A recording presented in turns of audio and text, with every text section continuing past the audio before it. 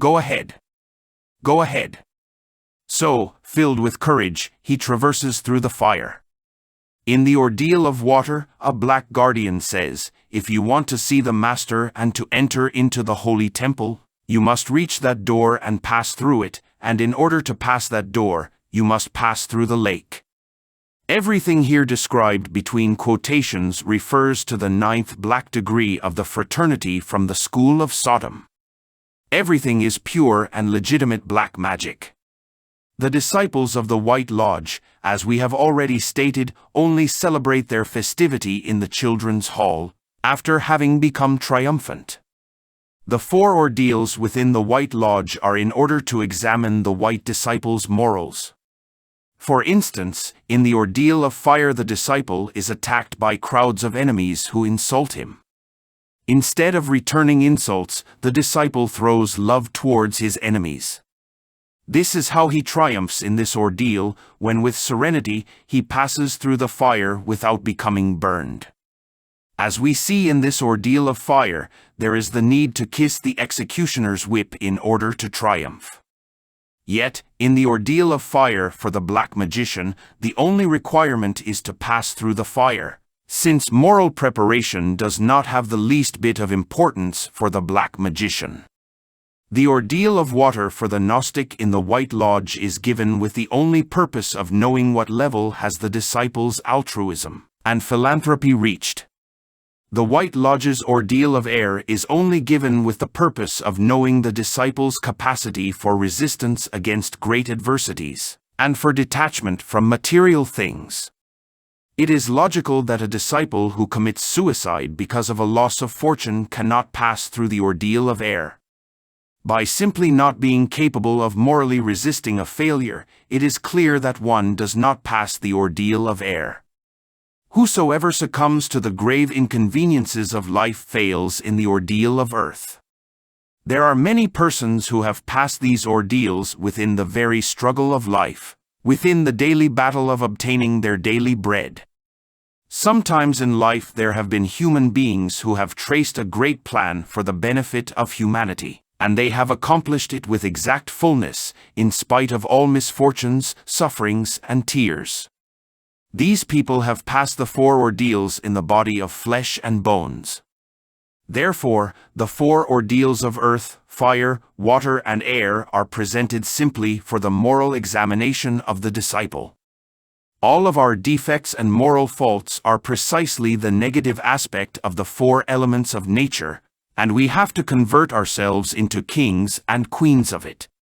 In the White Lodge, the 4 ordeals are accompanied by a verbal test, in order to know what level of purification the disciple has reached. All of these ordeals occur in the astral plane. The prepared disciple, that is to say, the disciple who has spiritual maturity, brings the memory of all of this to the physical plane just as if he would have had a dream. On the other hand, what only matters in the Black Lodge is to have the courage of a brutal beast in order to become triumphant in the ordeals. The 6th monograph from the 9th black degree describes to us how their dreadful disciples, after having triumphantly passed their 4 ordeals, have the right to receive, they say, the sacred initiation. Let us see the following paragraph from the 3rd page of the 6th monograph of the 9th black degree. Now then, in this way I knew that 2 intertwined rings must be my sign, therefore, 2 intertwined circles similar to 2 links of a chain are my sign, and also these will be your sign in this initiation. As soon as this was understood by me, they asked me to sign my name and to leave the digital mark of my thumb over a sheet of special paper, which was attached to a piece of wood, that also was attached to other pieces. Then after, they commanded me to go towards the door, to push a small sliding seal, and give my letter and number. The whole of this seems to be like a scene in a police office, but never of a temple of white initiation. No one signs his personal name within any temple of white initiation, neither is anyone registered because in the White Lodges and in the karmic records, the human being is depicted with the name of his intimate and never with profane names. Many of the black students lose their profane name when they enroll in their spiritual universities. Then, when they conquer their anagarichood, they are assigned with a capricious name as a substitution of their own profane name. As a reward for their success while forming a chain, they exclaim in their sanctum, "Ahi, ahi, ahi." The disciple's conductor wears a tunic and hood of a black color because he is an authentic black magician. Among the masters of the White Lodge, not one wears a black hood. The Master Zanoni, White Master, dresses in a black tunic and wears a distinguished mantle of the same color, but never a black hood. This is because the black hood is only for black magicians. Thus, having again reached the bottom of the temple, I am led towards the center of the temple. Then, an official places a great cross over my head while I kneel, and 3 bell strokes resound in some other part of the temple. From the east of the temple, a master with a purple tunic who carries a great Egyptian cross approaches me. He holds this cross over my head instead of the other cross, while other officials who are standing next to me say, "Under the cross of immortality and eternal life, you are blessed." Within the halls of the authentic white Gnostic initiation, a master never wears a purple or red tunic, since these colors are only used by the hierarchies of the Black Lodge. In the white initiation, the disciple throws upon his shoulders an enormous and heavy cross of wood. This signifies that the disciple has already started his own via crucis through the 9 arcades. The weight of the cross differs very much, as this weight depends upon the karma of each person. Sometimes the disciple cannot bear the weight of his cross, then the Cyrenean has to help him. The vowels E, U grants the disciple the power of bearing his cross when it is very heavy. Thus, the cross over the shoulders is white magic. Yet, the cross over the head is black magic. Christ did not bear his cross over his head, but over his shoulders. The cross symbolizes matter. Hence, to bear the cross over the head signifies to resolve oneself to live under matter, under the world. This is why the black magician says, "Under the cross of immortality and eternal life, you are blessed." The white magician says, "Over the cross I am." The cross over the head is carried by the pontiffs on their mitres. No white magician carries the cross over his head, but over his shoulders, as was demonstrated by the divine Redeemer. Thus, we, the Gnostics, are not under the cross, but over the cross. The Gnostic has to bite a certain figure in the first initiation. Before entering into this first initiation, he has already received the authentic lost word, which has never been written. The verbal tests are very strict in order to receive the initiation. The black magician does not care for morality. Once the Chela, white neophyte, triumphantly passes the white initiation, a celebration occurs. In the black ceremony, the disciple receives from a black magician, who is dressed in yellow, a series of teachings that are utilized in order to become invisible and to make others invisible. We will talk about this in the next chapter, Nirvana. As we have already stated, all of these teachings came from Atlantis. In Atlantis, the human beings were utilizing the sexual forces in order to inflict grave damage. This is how Orhuarpa, a black magician, was forming monsters with his mind that later he physically materialized. He fed them blood to keep them alive, and he was casting these monsters upon his defenseless victims whenever he wished to do so. The Atlantean humanity was clairvoyant, and they marvelously managed to handle the cosmic forces. A very important sanctuary existed in that epoch.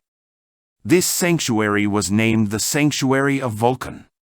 The guardians of this sanctuary had Ahriman, another black magician, and his legions under their control, so these black magicians could not freely work on our planet. The atoms of Ahriman eventually damaged the clairvoyance of the human being. This is how our humanity remains enslaved by the illusion of this physical world. Nevertheless, there was in Atlantis a great college of initiates. When the black magicians were attempting damage against them, then the evil ones were killed by the sword of justice. The lords of Mercury gave the mind to the human being in order for him to think, and not for him to use it for destructive purposes, as did Orhuarpa. When Orhuarpa saw that people were worshipping him as a god, he armed a powerful army and marched against Tallinn, the city of the 7 gates of massive gold, where the white magicians from Atlantis reigned. During the day, Orhuarpa was fighting dressed in steel, with shield, helmet, casque, and sword. Yet, during the night, he was unleashing his beasts with his witchcraft. They were in the form of wolves, and they were destroying his enemies. This is how he captured Tallinn, the city with the 7 gates of massive gold. He became emperor of Atlantis, thus establishing the cult of the tenebrous sun. This is how events occurred then. The Master Mona reincarnated. He reunited an army of soldiers and marched against Orhuarpa. Orhuarpa cast his ferocious beasts against the Master Mona, but the Master was dissolving them with his luminous powers. Master Moria, with the edge of his sword, captured Tallinn, the city with the 7 gates of massive gold, and all of the soldiers of Orhuarpa fell under the sword of the forces of light. When Orhuarpa saw that he had lost, he enclosed himself within a tower and died burning in it, because Master Mona's soldiers set fire to that tower. Unfortunately, events did not end here. Orhuarpa immediately reincarnated again, and when he was old enough, he reunited his army of warriors and sorcerers and marched against Tallinn, but he could not capture the city again. So, he established his own throne against the other throne. Then, the 4 thrones, deities, said to the white emperor Noenra, Noah, leave from this land, and pass to the Gobi desert, where you will find dry land, because God will sink this land. Noah obeyed and departed with all his people towards the Gobi desert. The people of Noenra were the primitive Semite tribes who were following the path of white magic. Thus, Orhuarpa remained chief and lord of Atlantis. Some time after the departure of the people of Israel, certain dangerous igneous manifestations started to appear in Atlantis. This was because the use of the sexual forces, when utilized for black magic, made the fire of the dormant volcanoes enter into activity. The sexual forces have an intimate relationship with all the forces of nature, because the sexual forces reside not only in our sexual organs, but also in all of our cells and, moreover, within each atom of the cosmos. The sexual force is the cause of electricity. It is logical then that the dormant volcanoes would enter into activity, since the volcanoes were intimately related with the black magicians by means of the sexual energy. During great earthquakes, Atlantis sank with all of its black magicians into the bottom of the Atlantic Ocean. All of the native tribes from the continent of America are Atlantean remnants. These tribes preserved many practices of black magic, which were derived from the Atlanteans. In America, there are some who make dolls with wax and then bury them with pins. This is how they empower their imagination and concentrate their minds on their victims. There are others who utilize the sexual forces for destructive purposes. The whole of this originated in Atlantis. The Arhuacos Indians, from the Sierra Nevada of Santa Marta, Colombia, burned a whole town named Dibuya, by utilizing the elementals of fire, which they call animes. I met a humble old woman in the small town of Santa Cruz de Mora, state of Merida, who made marvels with the elementals of nature.